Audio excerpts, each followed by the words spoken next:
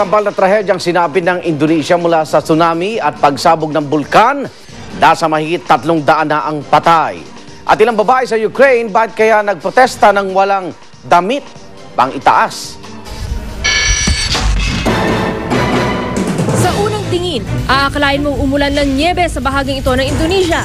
Pero ang totoo, nabalot sa makapal na abo ang lugar bunsod ng pagsabog ng Mount Merapi. Umabot na sa 30 ang nasawi sa pagsabog ng bulkan. Libo-libo naman ang inilikas. Pero hindi rito natatapos ang kalbaryo ng bansa. Sa mga litratong ito, makikita ang tindi ng pinsalang tinamo ng west coast ng Sumatra Island matapos humampas ang tsunami. Mula sa mga bahay sa tabing dagat hanggang sa mga puno, walang pinatawad ang dambuhalang alon. Sa ngayon ay 272 na ang kumpirmadong patay habang mahigit 400 pa rin ang nawawala. Mula sa Vietnam, nagpaabot na ng pakikiramay si Pangulong Noynoy Aquino, sabay sabing handang umagapay ang Pilipinas sa kinakaharap na trahedya ng Indonesia. I sent a letter also to the President of Indonesia with the same offers of assistance in any way that we can. Sub-sub na si pambansang kamao Manny Pacquiao sa huling bahagi ng kanyang training sa Los Angeles, California. Gaya ng dati, mas pinili ng 7th Division World Boxing Champion na sa matarik na Griffith Park magsanay. Tutok na tutok din si Coach Freddie Roach sa ensayo para sa laban ng kanyang alaga kontra kay Antonio Margarito. Kaya naman ang gym session ng dalawa sa Wildcard Gym, ipinasara ni Roach sa international media. Kung ganito ba naman ang dadatnan mong kilos protesta, hindi katakatakang dudumugi ng mga photographer ang mga babaeng ito sa Ukraine.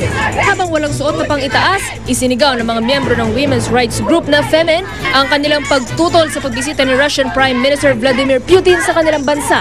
Layo ng pagbisita ni Putin ang pagtalakay sa economic cooperation. Para sa Saksi, Tricia Zafra nagulat.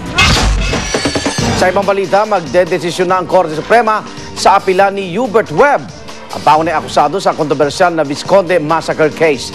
Yan ay matapos isang tabi ng kataas-taasang hukuman ang nauna nitong utos sa NBI na magsasagawa ng DNA analysis sa semen specimen na kinuha sa biktima si Carmela Visconde.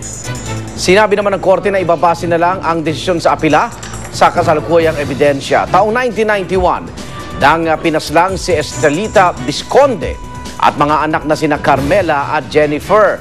Yung ginahasa rin si Carmela. Noong taong 2000, sinintensya ng Parañaque RTC ng habang buhay na pagkakapilanggo si Hubert Webb at 5 iba pa.